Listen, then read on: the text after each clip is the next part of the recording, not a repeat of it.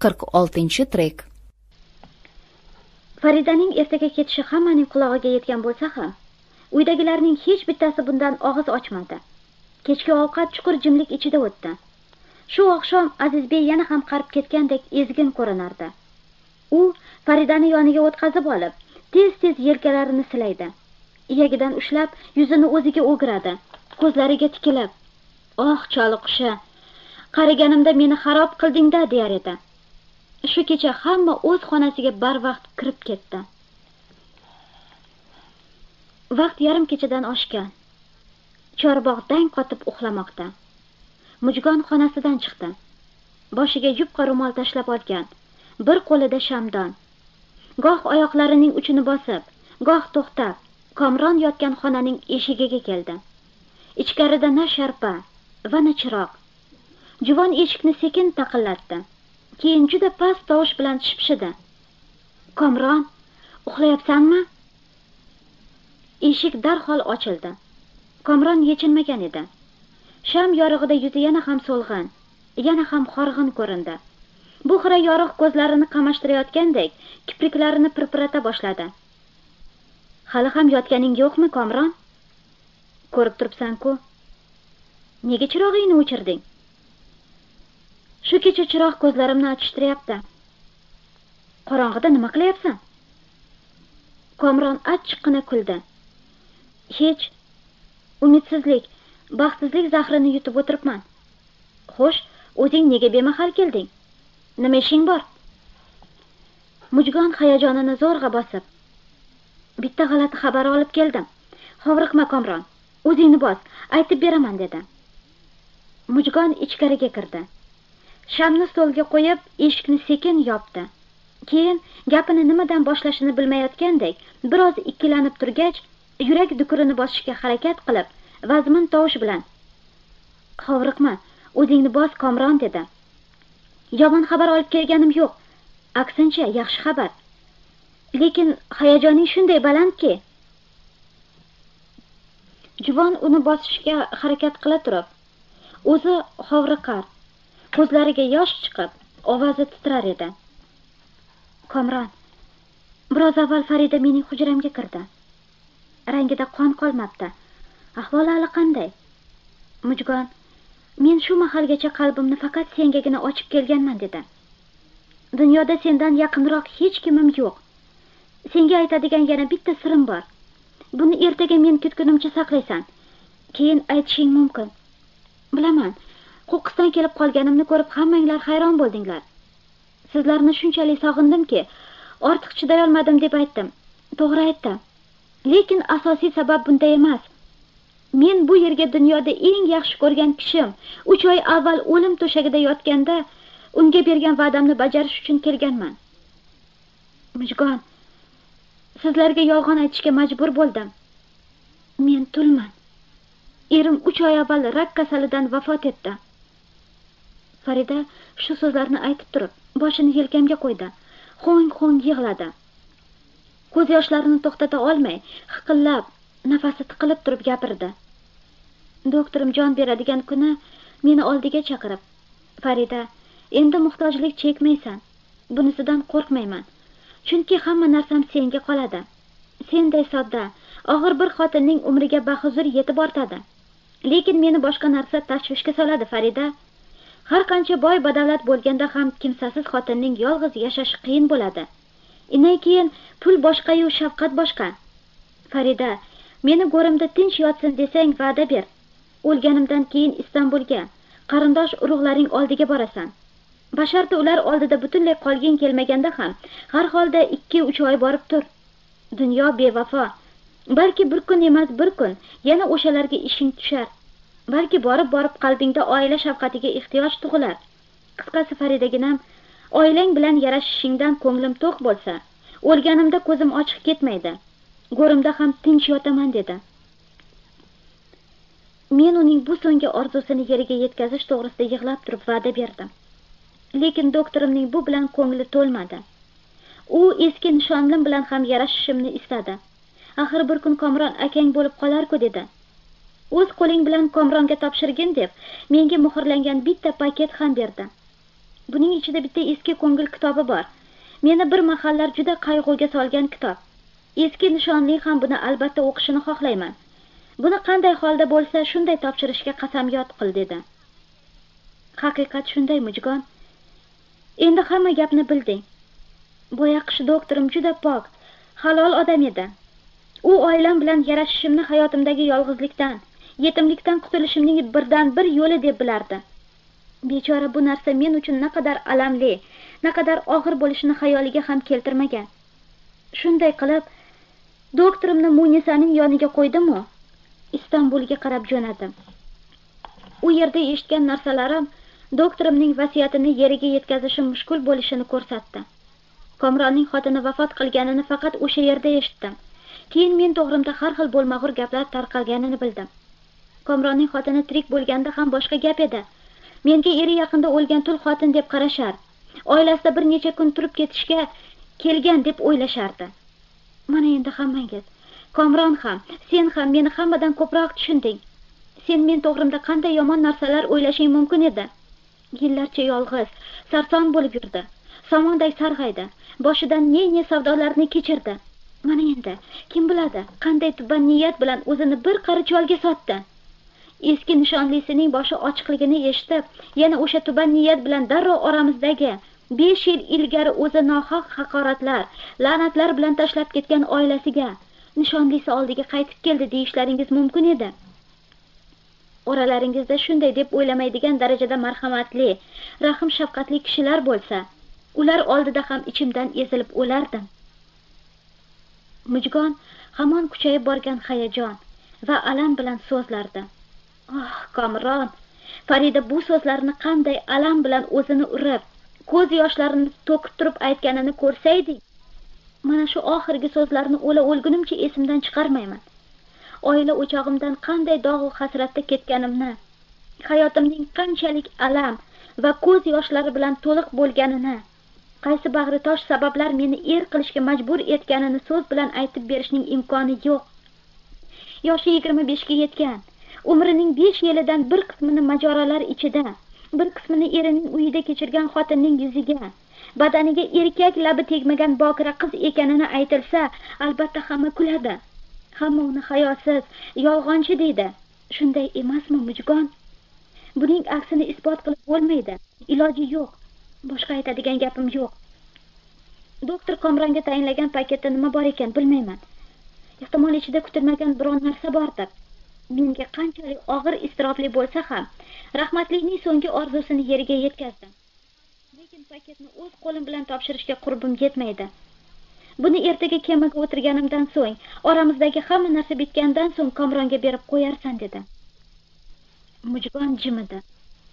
Hayotning eng achchiq va alamli damlarida ham o'zini tetik, bosiq ushlaydigan bu juvon hozir yosh boladek yig'lar edi.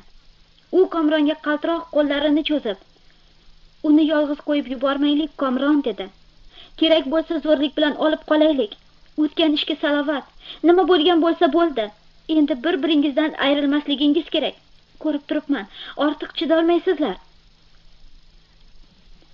Komronning vujudi muzlab borardi.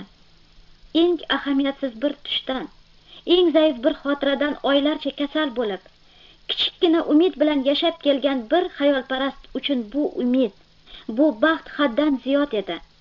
Uzun muddatli xushsizlikdan keyin o'ziga kelgan og'ir kasal singari Komron ham hech nimaga tushunmay, qorong'ida ko'zlarini javdiratib tevarakka qarar, nuqul kipriklarini pirpiratardi.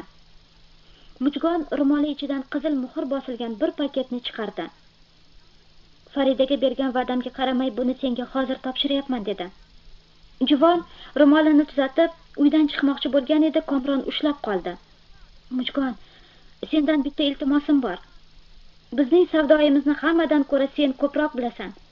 Paketni birga ochib, ichidagi narsani birga o'qiylik." Mujgon stol ustidagi chiroqni yoqquncha, Komron paketni ochdi. Ichidan bitta xato, yana bitta kattakon konvert chiqdi. Yo'g'on, yirik harflar bilan yozilgan maktub Komronga xitob qilar edi. "O'g'lim Komronbek, sizga bu maktubni yozgan odam umrining bir ozini kitoblarga, bir qismini esa hayot deb atalgan chigal mushtlash yaradorlariga bag'ishlagan tarki dunyo bir cholki, xati qo'lingizga yetmasdan ancha burun olamdan o'tgan bo'ladi.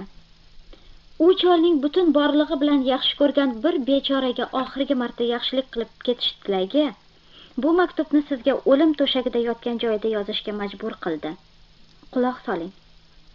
Bir kun uzoq qishloqdagi vayrona maktabda yog'du kabi toza, umid kabi go'zal bir istanbullik qizni uchratdim.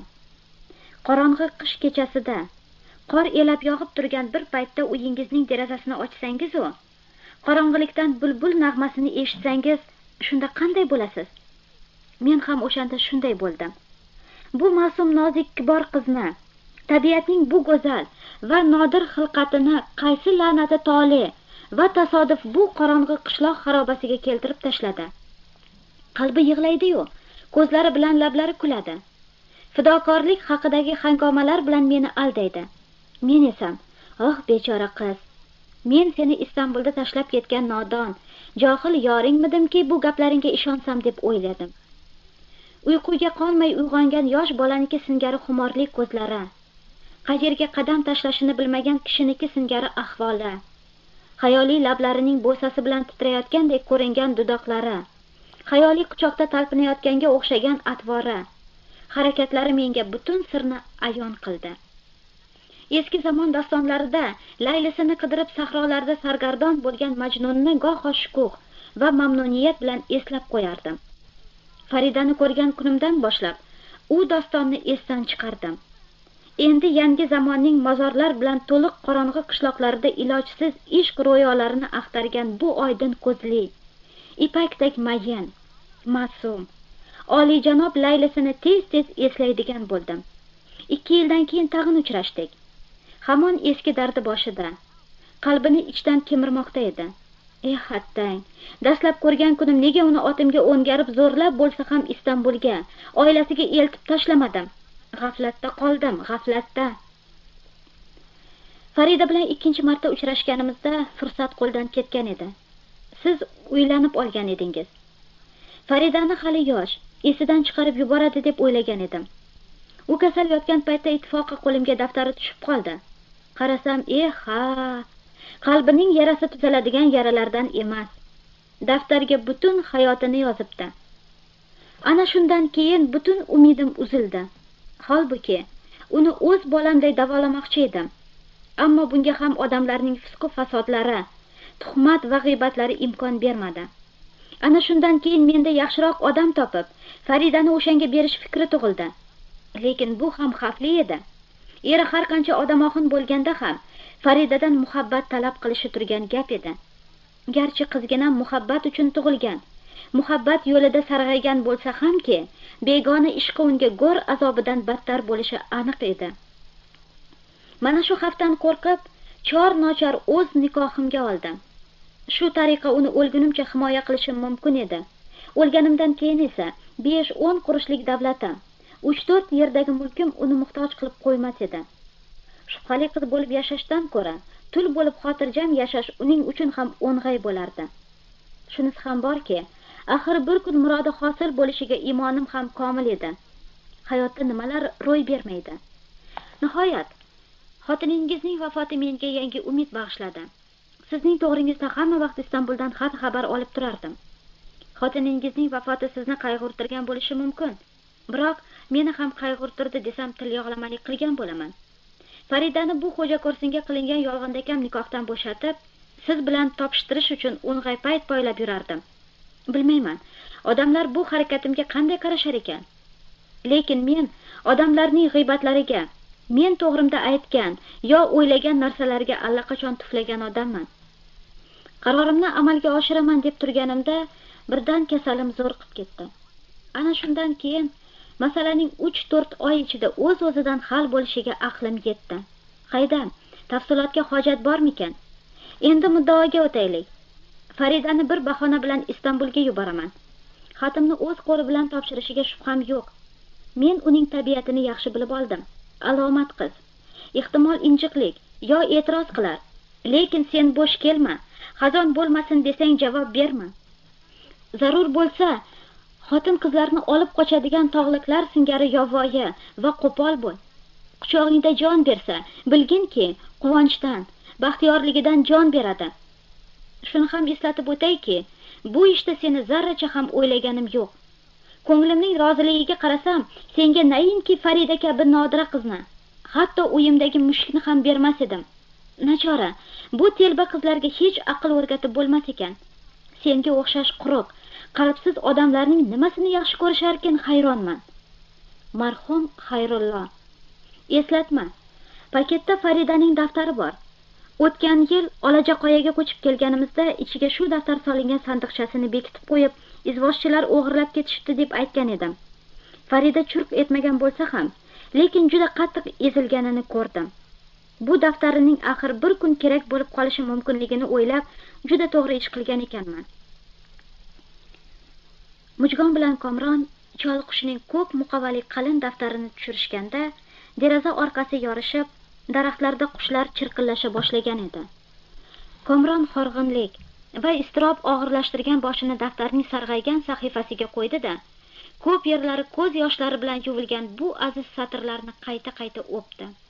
Daftarni yopib, bir yoqqa qo'yishmoqchi bo'lib turishganda, Mujgonning ko'zlari daftar muqovasiga tushdi.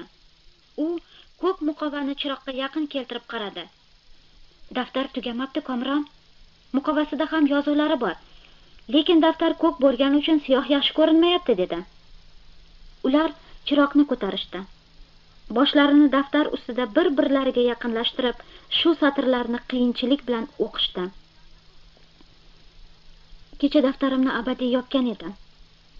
Nikoh kechasining sabohida nayinki xotira yozish, hatto eski yuzimni ko'rish uchun oynaga qarashga, eski tovushimni eshitish uchun unimni chiqarishga ham jur'at qila olmas edim.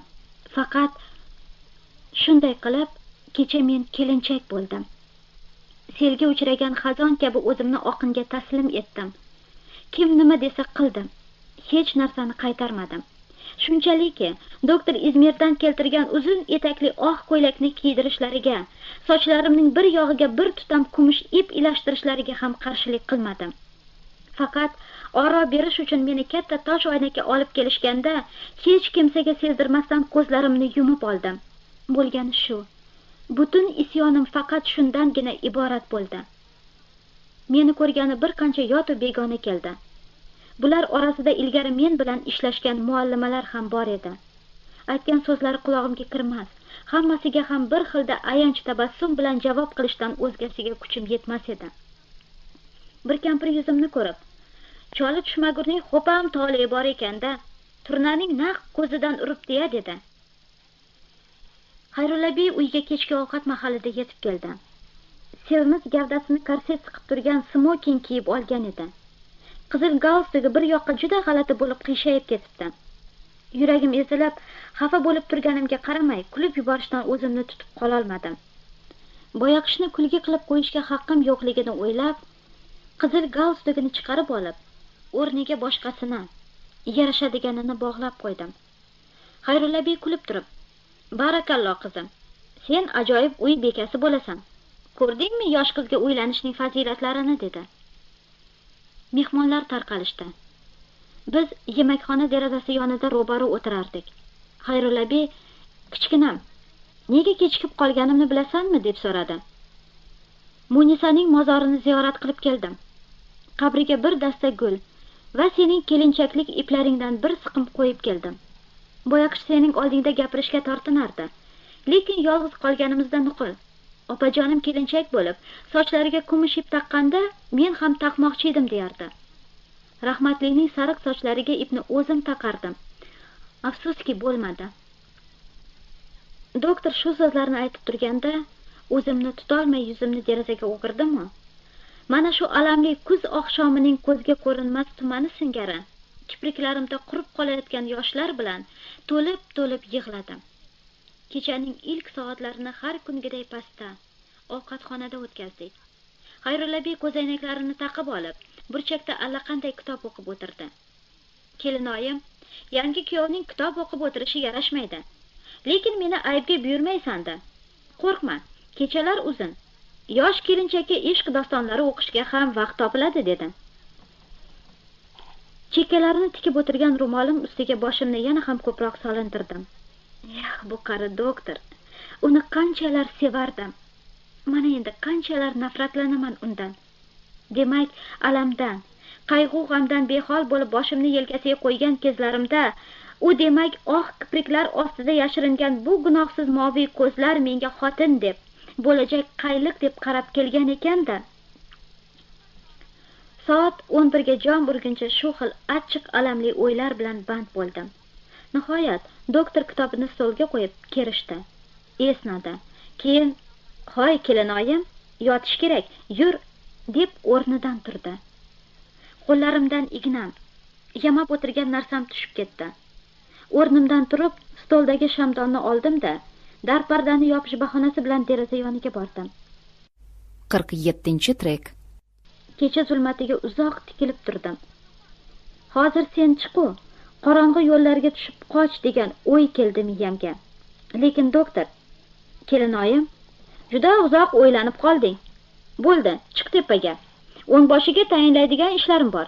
Men ham orqangdan chiqaman deb qoldi. Doktorning qari enagasi bilan bir qo'shni xotin menga kelinlik libosini kiydirishdi. Keyin qo'limga yana shamdonni tutqazishib, meni kuyovimning hujrasiga olib kirishdi. Xayrulabiy pastdan chiqmagan ekan. Men javon yoniga kelib to'xtadim. Ko'kragimni sovuqdan saqlayotgandek, qo'llarimni qovushtirib oldim. Shu qadar titrardimki, qo'limdagi shamdon tinmay tebranar, goho sochlarimni uchini kuydirardi. Nihoyat zinada, keyin dahlizda oyoq tovushi eshitildi. Xayrulabiy ashulani ming'illab, yo'l-yo'lakay smokingini yechib kirdi. Kirdi-yu, meni ko'rib hang-mang bo'lib qoldi. "Hoy qiz, hali yotganing yo'qmi?" dedi. Javob bergani og'zimni ochgan edim. Tishlarim takillab yo'l qo'ymadi. Doktor yonimga kelib, yuzimga ajablanib qaradi. "Hoy qiz, nima bo'ldi? Hujramda nima qilib yuribsan?" Birdan hujrani guldiroz qahqaha larzaga keltirdi. "Voy sho'rim, hali sen?" Doktor qahqahadan bo'g'ilib so'zini tugata olmadi. Keyin shapaloqlarini tizzalariga shapillatib urdi-yu, barmoqlari bilan og'zini yopib turib, "Demak, sen bu yerga, voy sharmanda, chindan ham eru xotin bo'ldik deb o'ylabsan-da. Tfu, uyatsiz, devor", dedi. "Xudo jazangni bersin. Otang tengi bir odamni..." Qahqaha zo'ridan devorlar qimirlab, shift boshimga ag'darilgandek bo'ldi. "Voy qora yurakli hayosiz-ey, qiz boshing bilan mening hujramga tungi ko'ylakda kirishga uyalmadingmi?" O'sha paytdagi ahvolimni ko'rishni istardim. Kim bilsin, qanday rangga kirib, qanday rangdan chiqdim ekan. "Doktor bey, xudo haqqi, bilganim yo'q. O'zlari shunday deyishdi-da." "Xo'p, ular-ku shunday noma'qul o'ylashibdi. Senchi? Dunyoda har narsa bo'lishi mumkin. Bunga aqlim yetadi. Lekin shu yoshimda hurmatimga, iffatimga bir yuzsiz qizning hujum qilishi mumkinligini hech aqlimga keltirmagan edim. Voy xudo, bu qanday qiynoq azobi. Yer yorilmadi-yu, yerga kirib ketmadim. Lablarimni qonatar darajada tishlar edim. Qimirladim deguncha, u yolg'ondan lo'lalik qilar. Derazaning oldiga kelib, ko'ylagining yoqasidan bo'ynini cho'zib qichqirardi. "Hoy qiz, yaqin kelma, qo'rqaman. Hozir derazani ochaman, dod solaman. Xaloyiq, qutqazinglar deyman. Shu yoshimda menga..." Gapining oxirini eshitmay hujradan qochib chiqib ketdim. Lekin bilmayman, menga nima bo'ldi. Yana qaytib kirdim. Qalbimning hamisha itoat qilishga majbur etuvchi amri bilan "Ota, otajon" deb faryod qildim. Yig'lab turib o'zimni quchog'iga otdim. U ham quchog'iga oldi. Qalbdan chiqqan ayni faryod bilan "Qizim, bolam" deb peshonamdan o'pdi. Otalik bo'sasining lazzatini titrab turgan u lablarni o'lgunimcha esimdan chiqarmayman. O'z hujramga kirdim. U yerda ham yig'lar, ham kular edim. Shu qadar shovqin ko'tardimki, doktor o'z hujrasidan devorimni dukullatib, "Hoy qiz, uyni yiqasan. Bu qanaqa shovqin?" dedi. "G'iybatchi qo'shnilar mendan ko'rishadi. Kelinchakni ertalabgacha baqirtirib chiqdi deyishadi-ya." Lekin doktorning o'zi ham mendan kam shovqin ko'tarmas. Hujrasida aylanib yurib, nuqul: "Bu oxir zamon qizlaridan nomusimizni, iffatimizni o'zing asra. O'zingga omonat, ey Xudo" deb baqirishini qo'ymas edi. Shu kecha u o'z hujrasida, men ham o'z hujramda 10 martacha uyg'ongandirmiz. Devorni dupurlatishib, xo'roz singari chaqirishar, qush singari sayrashar, baqa singari qurillashar, bir-birimizga tinchlik bermay g'uturlashardik. Kelinchaklik kechamning butun hikoyasi ana shundan iborat. Boyoqish doktorim shu qadar pok vijdonli, toza qalbli odam ediki, xo'ja ko'rsinga o'ylanayotganimizni bundoq shipshitib ham qo'ymabdi. Men esam, voy Xudo, uning oldida yengiltak nozanin ekanman. Oliyjanob do'stligimizda u erkakligini unutgan bo'lsa ham, men xotin kishiligimni unutmabman. Erkaklarning ko'pchiligi juda yomon, bag'ri tosh bo'ladi. Bunisi haqiqat.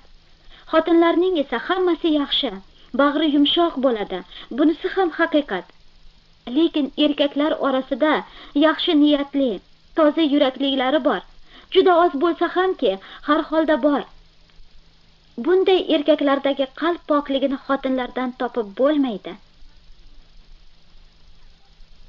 Farida o'sha kecha tongatar paytidagina uyquga toldi. Kechqurungidan yana ham horg'in, yana ham ezgin bir holda uyg'onganda quyosh ancha ko'tarilib, soat 11 dan oshgan edi. Maktabga kech qolgan bolalar singari shoshib-pishib o'rnidan turdi. Yashavor Mujgon, yo'lga chiqadigan kunimda barvaqtroq uyg'otib qo'ysang nima qilardi? Mujgon har kungi sovuqqonligi bilan: bir necha marta uyingga kirdim.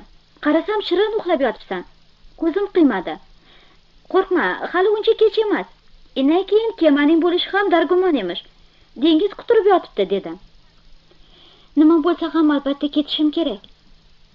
Men ham otamga aytdim. Sening g'amingni yeb limanga tushib ketdi. Tayyor bo'lib tursin. Kema kelsa yo izvosh yuboraman, yo bo'lmasa o'zim kelib olib ketaman dedi. Farida jo'nash kunini bunday bo'lar deb o'ylamagan edi. Mujgonning bolalar bilan ovora bo'lganini, xolalarining har kungiday bemalol gaplashib, kulishib o'tirishganini ko'rdi. Ularning beparvorligi Faridani o'ksitdi. Komron ham ko'rinmaydi. Mujgon pinhona qilib Faridaning qulog'iga shipshidi. Farida, senga bitta yaxshilik qildim. Komronni uydan xoliroqqa chiqarib yubordim.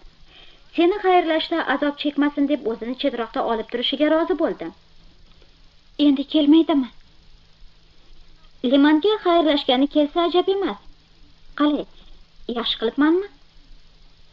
Faridaning ko'zlariga mung cho'kdi. Lablari titray boshladi. Chakkasida og'riq turdi. Og'riyotgan yerini barmog'i bilan bosib, "Ha, rahmat. Juda yaxshi qilibsan" dedi. Farida bir qator quruq, ma'nosiz so'zlar bilan Mujgonga javob berayotganda, bolalik chog'larining sevgili do'sti bilan birga ko'nglida abadiy o'lganini, endi hech mahal u bilan yarashmasligini his etdi.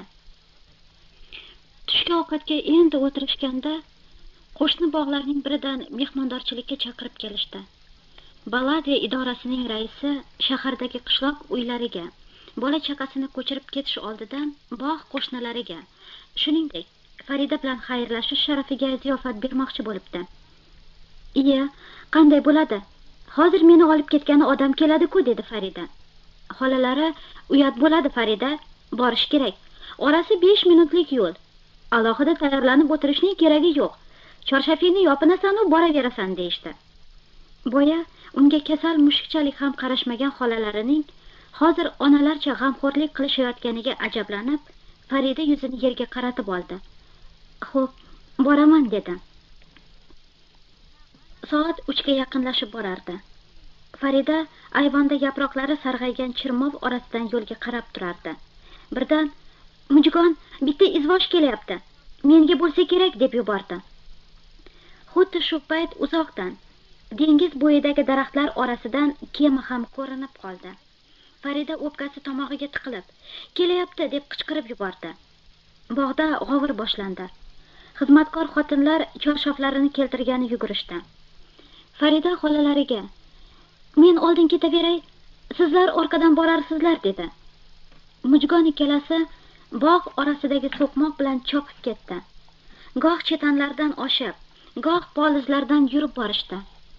Bog' eshigiga yetishganda qari oshpaz xotin ro'paralaridan chiqib qoldi. Kampir, sizlarga ketayotgandim, kichik xonimlar dedi. Beylar izvosh olib kelishdi. Sizni kutib turishibdi. Azizbek bilan Komron ularni ikkinchi qavat dahlizida kutib olishdi. Azizbek qo'li bilan uyga ishora qilib, ikkita bemavrid mehmon keldi.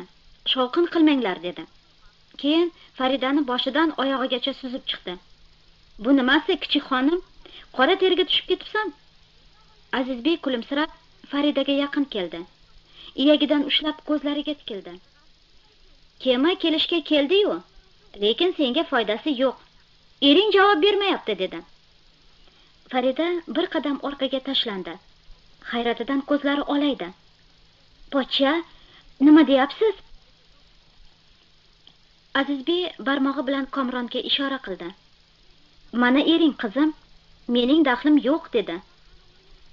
Farida voylab yuzini to'sdi. Yiqilib ketishi mumkin edi, biroq allakimning qo'li bilagidan ushlab qoldi. Farida ko'zlarini ochib qaradi. Oldida Komron turardi.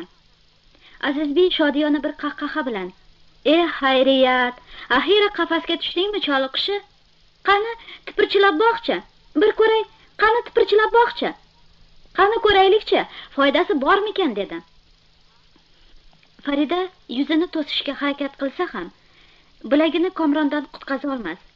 Boshini berkitishga urinsa ham, Komronning ko'ksi va yelkasidan boshqa yerni topolmas edi. Azizbek yana boyagi qahqaha bilan, atrofingdagilar senga tuzoq qurishdi, choliqishi dedi. Siringni mana shu xoin Mujgon fosh qilib qo'ydi. Xudo rahmat qilgur doktoring, Komronga daftaringni yuborgan ekan. Daftarni olib, to'g'ri qozining oldiga bordim. O'zing yozgan ba'zi narsalarning joylarini ko'rsatdim. Qozi aqlli odam ekan. Darrov nikohingga fatvo berdi. Tushundingmi choliqishi? Mana endi Komron sening ering. Endi u hech qachon seni tashlab ketmaydi. Farida shu qadar qizarib ketdiki, yuzining rangi moviy ko'zlariga ham urib, ko'z qorachiqlarida o'tlar chaqnadi. Bas choliqishi, ko'p noz qilaverma. Ko'rib turibmiz, suyunganingdan shunday qilyapsan. Menga qara, pochcha, chakki qilmadingiz. Ko'nglimdagi bo'ldi-de, qani takrorla. Azizbek uni zo'rlab takror ettirdi. Keyin hujra eshigini ochib, g'olibona bir qahqaha bilan, shariat yo'li bilan vakil otaman afandim dedi. Choliqishi, kechirasizlar. Farida xonim nomidan mana shu Komronbeyni kuyovlikka qabul qildim. Fotiha qiling. Biz ominni bu yerdan turib aytamiz, dedi. Keyin Faridaga o'girilib hazillashdi. Endi nima deysan choliqishi? Mushtumdek bolasan-u, necha yildan beri jonimizni olib kelasan. Xo'sh, endi xo'p boplab qo'lga tushirdimmi? Bog'dan bolalarning chug'uri eshitilib turardi. Azizbek, endi tabriklar, qo'l o'pishlar boshlanadi dedi. Yo'q, yaxshisi buni kechga qoldiraylik. O'z qo'lim bilan qo'ling o'rgulsin to'y ziyofatini tayyorlayman. Qani o'g'lim, bizning vaqur-vuqurimizdan sizlarga foyda yo'q. Bir-biringizga aytadigan gaplaringiz bordir. O'g'lim, ana bu orqa yo'lni ko'rdingmi? Barakalla. Ana shu tor zina bilan xotiningni olib qoch. Uzoqqa, xohlagan yeringga bor. Keyin birga qaytib kelarsizlar. Komron Faridani qo'lidan tortib, zina tomonga ketayotganda Mujgon orqalaridan yetib keldi. Dugonalar yig'lab turib o'pishdilar.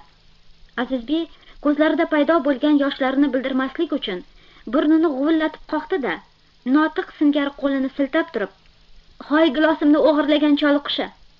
Uni boshqaga o'g'irlasang bormi? Naq mendan baloga qolasan-a? Qani, hozir qaytarib ber. Shu bilan hisob-kitobimizni tugataylik" dedi. U haligacha qo'lini Komrondan bo'shata olmagan Faridani baland ko'tarib o'pgandan so'ng yana yigit quchog'iga otdi. Bugun kechasi dengiz portanasiga yo'liqarding. Biz seni qutqarib qoldik. Lekin yoningdagi sariq portana nazarimda yana ham xavfliroq ko'rinadi.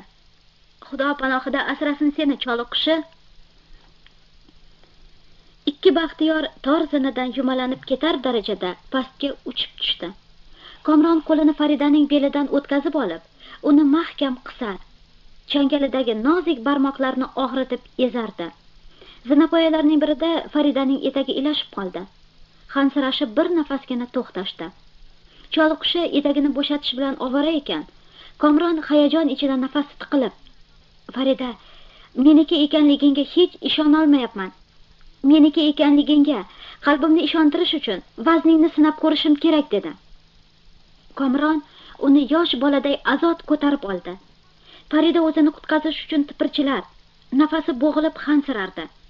Chorshafidan to'zib chiqqan sochlari Komronning yuziga urilar. Quchoqda talpinishi yigit kuchiga kuch berar, harorati qonini qizdirardi. Komron uni pastgacha ko'tarib tushdi. Qiz esa jarga qulayotgan kishi singari nafasini ichiga olib, ko'zlarini yumib oldi. U goh kular, goh yig'lardi. Farida tashqari eshigiga yetganda yalina boshladi. "Ahvolimga qara, Komron. Shu ahvolda qanday tashqariga chiqamiz? Ruxsat ber, yuqoriga chiqib bir zumda kiyinib tushay." Komron bo'shatmadi. "Iloji yo'q, Farida. Bir marta bo'ldi. Endi zo'rg'a qo'lga kiritganimda yana bo'shataymi?" "Yo'q", dedi kulib. Faridaning qarshilik qilishiga ortiq madori qolmadi shekilli. Boshini Komronning ko'ksiga qo'yib, uyala, "O'shanda ketib qolganimga o'zimni ham pushaymon bo'lmagan deysanmi?" dedi. Komron uning yuzini ko'rmasdi. Faqat betlarini, lablarini silab sipagan, suyib ardoqlagan barmoqlarga issiq ko'z yoshlari tomayotganini his etardi. Ular yo'lda ham quchoqlashib ketishdi. Ro'parada kelayotgan ikkita baliqchini ko'rishgandan keyingina ayrilishdi.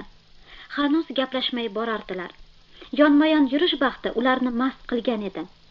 Ana bog' yo'li. Komron 10 yil avval Faridani shu yerda birinchi marta ko'rgan edi. Komron qizning yelkasidan sekin ushlab, "Bu yer esingdan chiqib ketgandir, Farida", dedi. Qiz uzoqlarga cho'zilib ketgan yo'lga qarab kulimsiradi. "Bu qarashingda ma'no bor. Demak, esingda?" Farida sekin xo'rsindi. Keyin bir eski xulyoga kulimsirayotgandek chuqur horg'inlik va o'ychanlik bilan Komronga qaradi. "O'sha mahal biron suyungan edimki, ajabo, buni esdan chiqarib bo'ladimi?" dedi. Yigit qiz boshini teskari o'girib olmasin, ko'zlari ko'zlarimdan ayrilmasin deb Faridani iyagidan ushladi. Og'ir, sokin bir tovush bilan, "Farida", dedi. "Bizning butun sarguzashtlarimiz mana shu yerdan boshlangan. Bilaman, azizam, sening bu ko'zlaring shunchalik jafo, shunchalar sargardonliklarni ko'rdiki, gaplarimga, dardlarimga albatta tushunadi.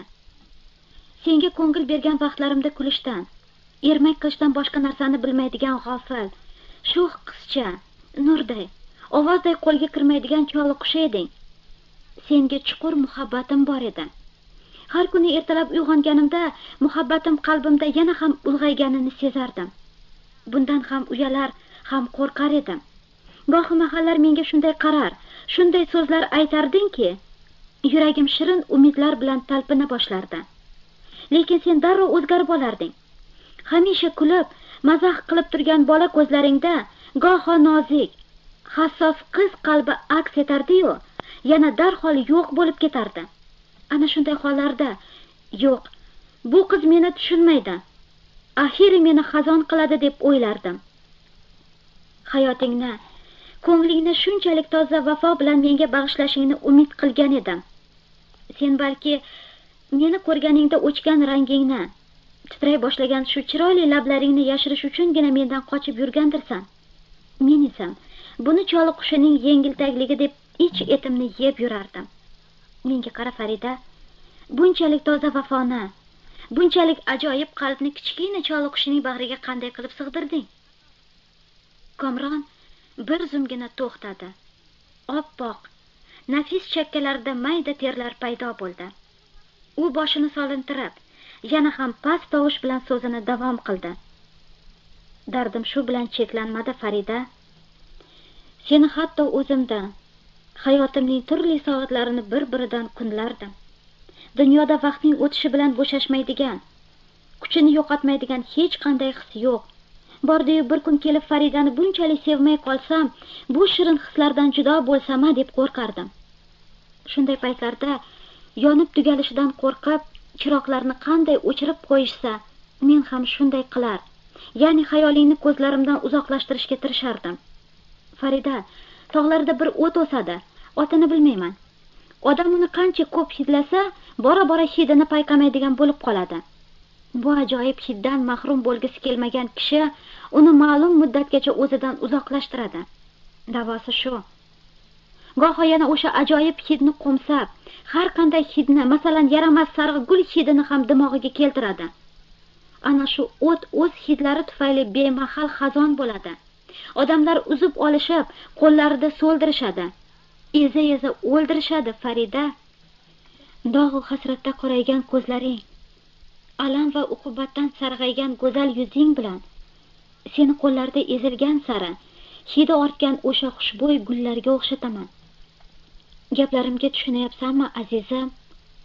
Evoh, ko'zlaring ortiq kulmayapti. Demak, mening bema'niday ko'ringan bu so'zlarimni ermak qilyapsan. Farida uyqu elitgan yosh bola singari ko'zlarini yumib oldi. Kipriklarida yoshlar jilvalanar edi. Bu hayajonli kechinmalar uning madorini quritdi. Tizzalari o'z-o'zidan bukila boshladi.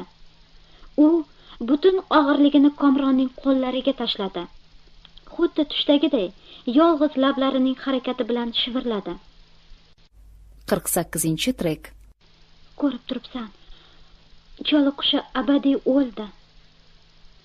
Komron boshini yana ham yaqinlashtirib, ayni ohangda shivirladi.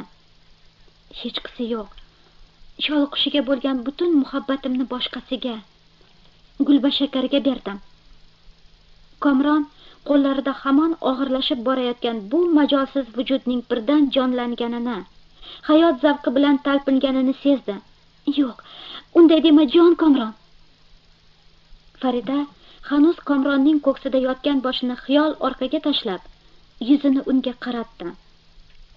Kesik, bo'g'iq nafas titrayotgan bo'ynining tomirlari ko'karib borar.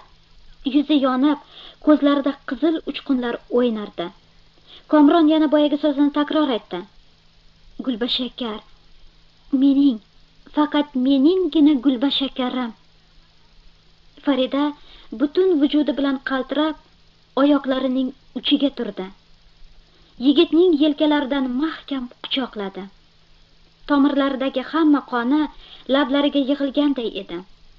U bo'ynini cho'zdi. Bir minutchadan keyin tin olishdi. Farida uzoq chanqoqdan so'ng tiniq buloqda miriqib suv ichgan qush singari jonlangan edi. U yer tepinib tipirchilar, shovqin solar. Komronga ko'rsatmaslik uchun ha deb yuzini u yoq bu yoqqa tebratar. Qanday uyat ish bo'ldi, voy Xudo, sen sabab bo'lding. Xudo haqqi, sen sabab bo'lding deb chirqirardi. Yonlaridagi daraxt shoxida bir choli qushi tinmay sayrar edi.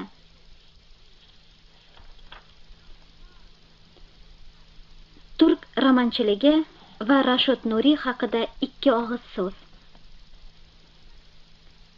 Daryolarni irmoqlarsiz, dengizlarni esa daryolarsiz tasavvur etib bo'lmagani kabi, jahon adabiyotini ham yer yuzidagi barcha xalqlarning badiiy ijodisiz to'la ilg'ab olish aslo mumkin emas.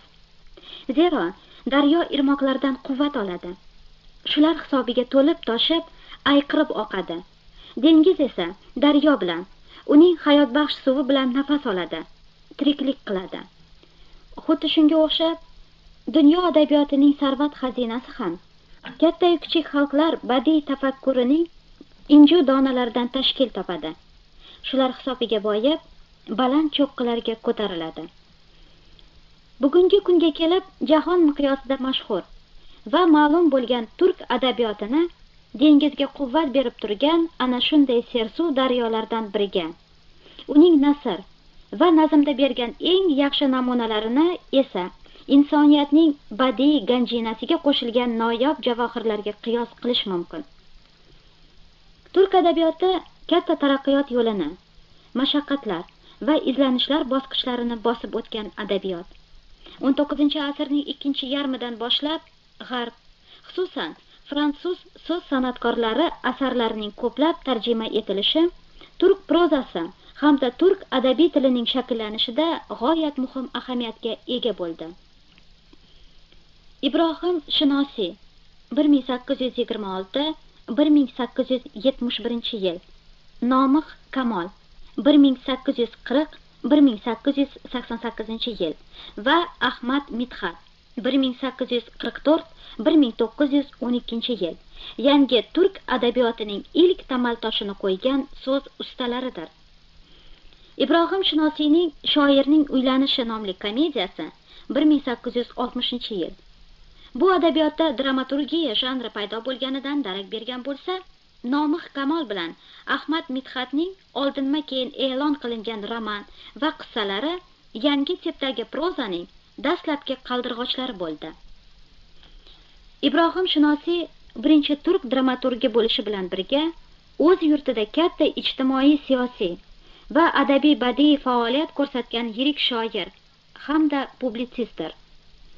Yaqin maslakdoshi va do'sti Ogoh afandi bilan 1860-yilda tashkil etgan Tarjumonu Ahvol, keyinchalik esa o'zi chiqara boshlagan Tasviri Afkor gazetalari o'sha vaqtdagi Usmonli Turkiyaning siyosiy ijtimoiy hayotida yangicha adabiyot uchun kurashda muhim rol o'ynadi.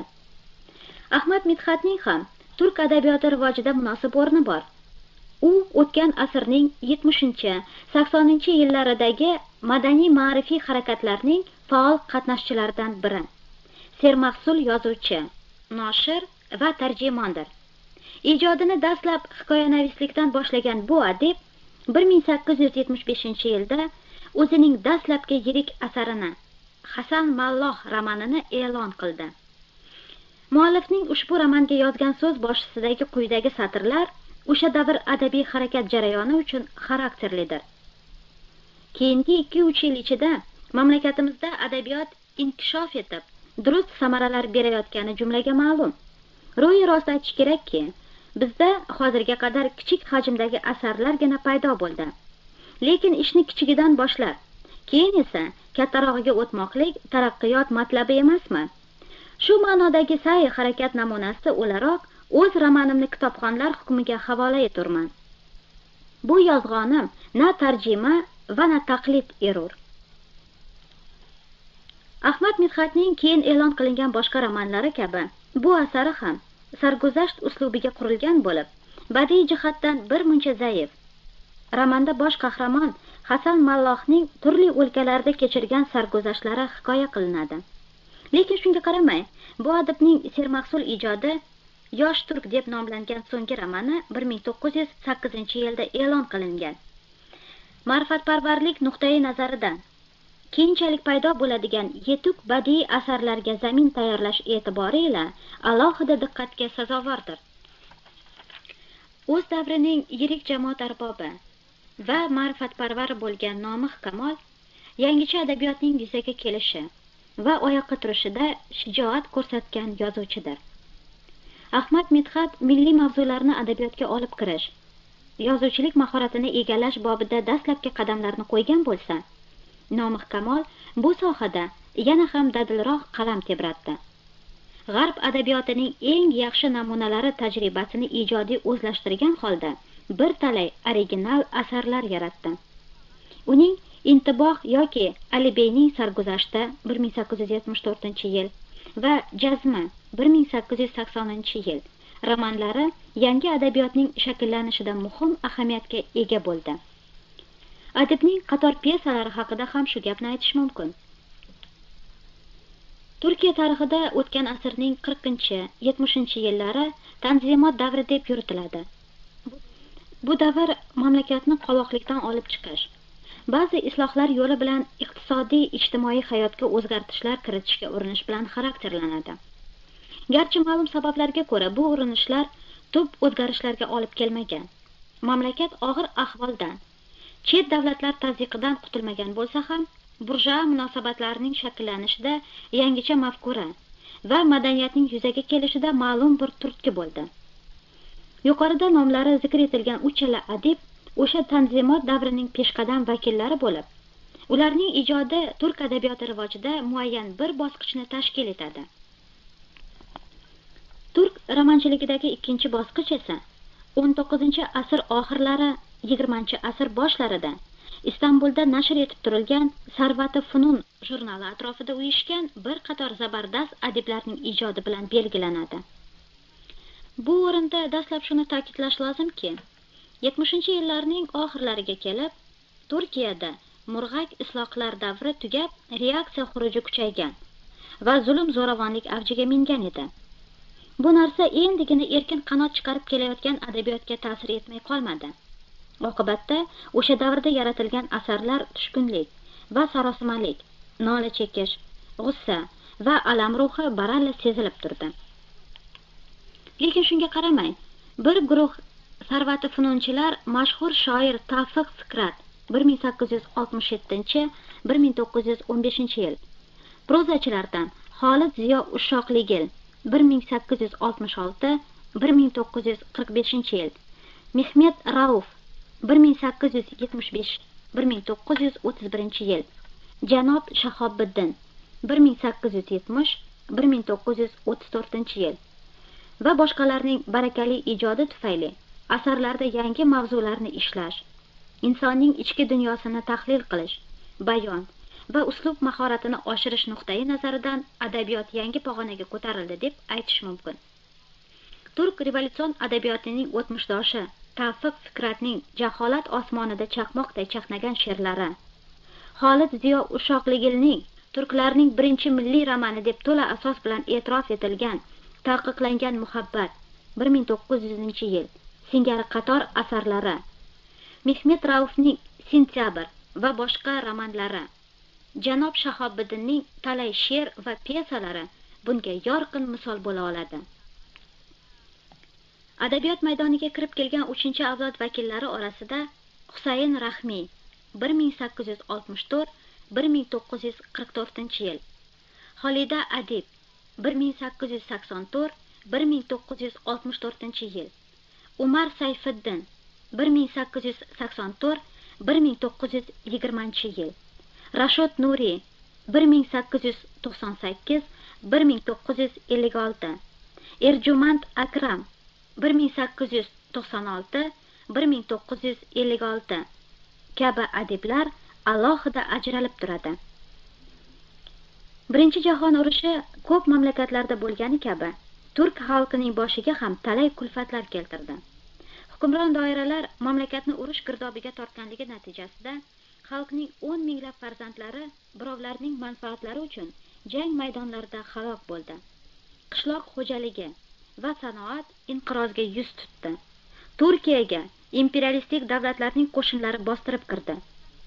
O'z-o'zidan ravshanki, mamlakatda yuzaga kelgan bu og'ir ahvol adabiyotga ham ta'sir qilmay qolmadi. Binobarin, o'sha yillarda yaratilgan asarlarning ko'pchiligida umidsizlik va tushkunlik kayfiyati ustun turar. Real hayotga aloqasi bo'lmagan narsalar madh qilinardi. Lekin ayni bir vaqtda chet elliklar asoratiga qarshi bosh ko'tarishga da'vat etgan vatanparvar adiblarning ovozi ham eshitila boshladi. Turkiya mustaqillikni boy berib, mustamlakaga aylanib qolish xavfi yuzaga kelgan bir paytda qo'shni Rossiyada g'alaba qozongan Oktyabr revolyutsiyasining bevosita ta'siri ostida boshlangan milliy ozodlik harakati zafar bilan tugab, respublika e'lon qilinishi turk adabiyoti tarixida yangi sahifa ochdi. Turkiya respublikasi e'lon qilingandan keyingi dastlabki yillarda imperialistlarga qarshi olib borilgan milliy ozodlik urushi haqida hikoya qiluvchi asarlar paydo bo'ldi. Xolida Adibning Otash ko'ylak, Rashod Nuriyning Yashil kecha, Aka Gunduzning 1886-1958, Dikmen yulduzi, Mehmet Raufning Najot romanlari shular jumlasidandir. O'sha davrda yaratilgan eng yaxshi asarlarda xalq boshiga tushgan og'ir kulfatlar haqida so'z yuritildi. Sulton hukumatining razil siyosati, bosqinchilarning beboshliklari ochib tashlandi.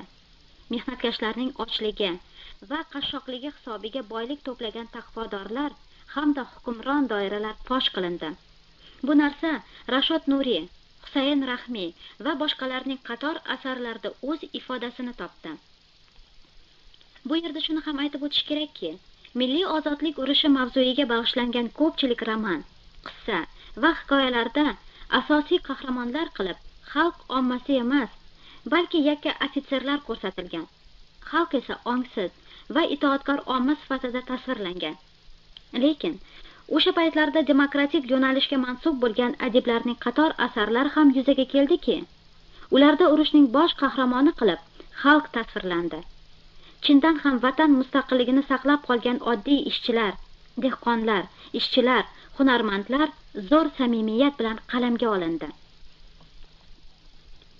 Turk revolyutsion she'riyatining asoschisi, olamshumul shoir Nozim Hikmatning 1902-1963-yil ijodi turk adabiyotida buyuk bir hodisa bo'ldi. Uning 1924-yilda Oydinlik jurnalida bosilgan ilk she'rlari hamda 1929-yilda e'lon qilingan 835 satr nomli birinchi kitobi turk jamoatchiligi uchun kutilmagan voqea bo'ldi. Uning she'rlarida ilk daf'a ishchilar sinfining qudratli ovozi yangradi. Shoirning ko'plab pyesalari turk teatrlarida sahnaga qo'yildi. Odatda 30-yillarni Turkiyada tanqidiy realizm adabiyoti yuzaga kelgan va adabiyot g'oyat gullagan davr deyishadi. Chindan ham shunday. Rashod Enis 1909-yil, Sadri Ertem 1900-1943-yil, Husayn Rahmiy, Rashod Nuriy va boshqalarning turk voqeligini tanqidiy tasvirlagan eng yaxshi roman va hikoyalari xuddi shu davrda bosilib chiqdi. Nozim Hikmat, Sabohiddin Ali 1906-1948-yil, Suad Darvish 1905-1963-yil hamda Rifat Ilgazning 1911-yil. Jamiyat illatlarini fosh etuvchi va ularga qarshi kurashga chorlovchi asarlari ham xuddi shu davrda yuzaga keldi. Bu davrning eng ahamiyatli tomoni yana shundaki, o'sha yillarda turk prozasida revolyutsion demokratik yo'nalish paydo bo'ldi. Bu iste'dodli adib Sabohiddin Ali ana shu yo'nalishning eng peshqadam vakilidir. Romannavis, hikoyanavis va shoir sifatida u o'zidan keyingi avlod vakillariga katta ta'sir o'tkazdi. Sabohiddin Ali dastlabki hikoyalarida romantik ruhdagi qahramonlarni yaratgan bo'lsa, keyingi asarlarda to'g'ridan to'g'ri revolyutsion kurashga da'vat etish darajasiga ko'tarildi.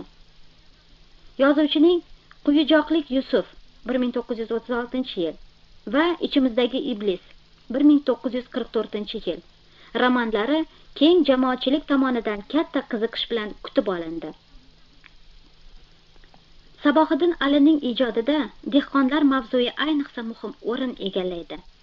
Ushbu davr adabiyoti haqida gap ketganda taraqqiyparvar yozuvchilarni uyushtirishda, ularni muhim mavzular tomon yo'naltirishda katta rol o'ynagan Rasmli Oy jurnalining xizmatlarini alohida ta'kidlab o'tish kerak.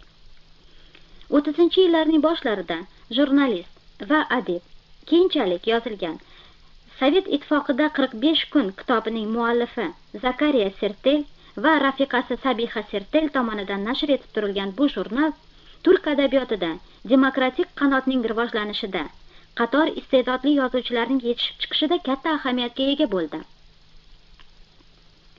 O'zining ko'pchilik tengqurlari kabi Rashod Nuriy ham Ikkinchi jahon urushi va undan keyingi davrda juda oz ijod qildi. Shu vaqt ichida uning bor yo'g'i 2 romani bosilib chiqdi. Agar u Tegirmon deb nomlangan birinchi romanida Usmonli imperiyasining chekka viloyatlaridagi amaldorlarning kaltabinligi va axloqsizligini fosh etsa, miskinlar takiyasida Turkiyada gadoylik yaxshi kasb bo'lib qolganligini zaharxandalik bilan ta'kidlaydi. Asrimizning 60-70, 80-yillari turk adabiyotiga juda ko'p yangi nomlarni va jahon adabiyotining eng yaxshi namunalari bilan bo'y o'lchasha oladigan talay asarlarni berdi. Bu davr alohida suhbat mavzuyi, alohida va mufassal hikoya boisi bo'lganligi uchun bu o'rinda unga to'xtalib o'tolmaymiz. Hozirgi zamon turk adabiyotida muhim o'rin tutgan Rashod Nuriyning yuqorida zikr etilgan asarlaridan tashqari yana ko'p kitoblari bosilib chiqqan. Uning Tamg'a 1925-yil, Shafqat qiling 1928-yil, Xazon rezgi 1930-yil romanlarida turk mehnatkashlarining og'ir turmushi, ayollarning ijtimoiy tengsizligi o'zining realistik ifodasini topgan bo'lsa, Xudoning mehmoni, Xanjar, Hiyla-i Shari kabi hikoya va pyesalarida ruhoniylarning kirdikorlari ochib tashlanadi. Bulardan tashqari muallifning Labdan yurakka 1925-yil, Oqshom quyoshi 1928-yil, Ayol kushandasi 1927-yil, Achinish 1928-yil, Tog'alchi butalari 1932-yil, Osmon 1935-yil, Eski kasallik 1935-yil romanlari bor. U ko'plab pyesalar va hikoyalar muallifidir. Yozuvchining 24 jilddan iborat kulliyoti bosilib chiqqan.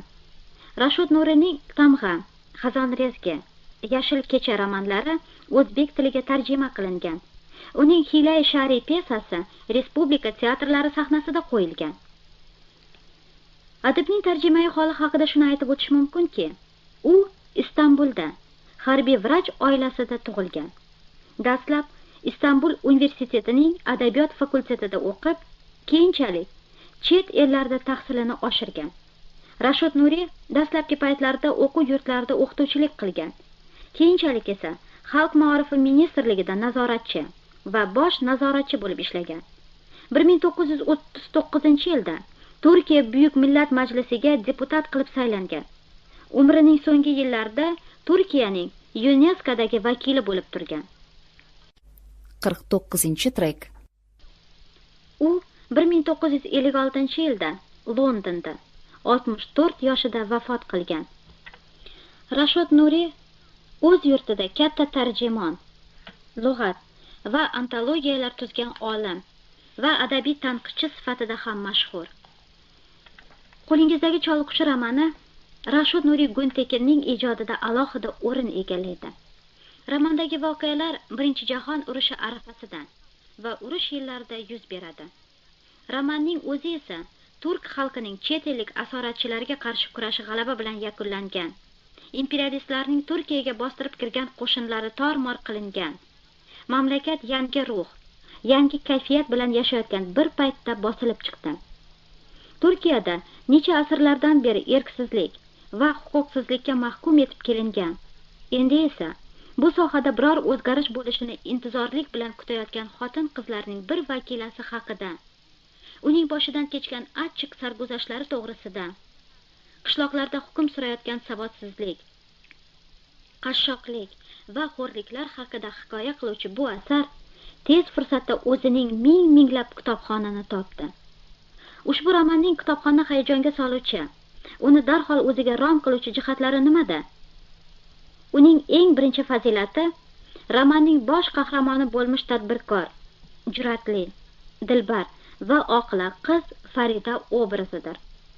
Siz romanni o'qir ekansiz, ko'z o'ngingizda Faridaning ham shaddod, ham sho'x va iffatli qiyofasi namoyon bo'ladi. Siz u bilan birga hayotda ko'p qiyinchiliklarni yengib o'tgandek, yaxshi odamlarni sevib, yomonlardan birgalikda nafratlangandek bo'lasiz. Siz kitobning so'nggi sahifasini yopar ekansiz, shunday zukko va shunday xushchaqchaq, lobar qiz yo'lida uchragan hamma g'ovlarni, jamiki tahqir va kamchiliklarni daf qilib, nihoyat baxtini topganligidan quvonasiz. Bu asarning yana bir fazilati shundaki, oddiy mehnatkash vakillari unda muhabbat va iliq samimiyat bilan tasvirlangan. Bular o'zi och va yupun bo'lsa ham, lekin or nomusi hamda vijdonini har narsadan ustun qo'yadigan, ayni vaqtda mehribon va dilkash insonlardir. Siz Farida bilan birga ko'p jihatdan ahvoli hozir ham o'zgarmagan turk qishloqlarini kezib chiqasiz. U yerdagi og'ir sharoitni, savodsiz, och yalang'och, yupun qishloq bolalarini ko'rib achinasiz. Hoji Xalfa va Xayrullabiy singari toza ko'ngil, kamtar mushfiq kishilarni chin qalbdan sevib qolasiz. Qolaversa, roman tiliga xos bo'lgan soddalik va yoqimlilik chuqur lirizm zavqingizni oshirmay qo'ymaydi.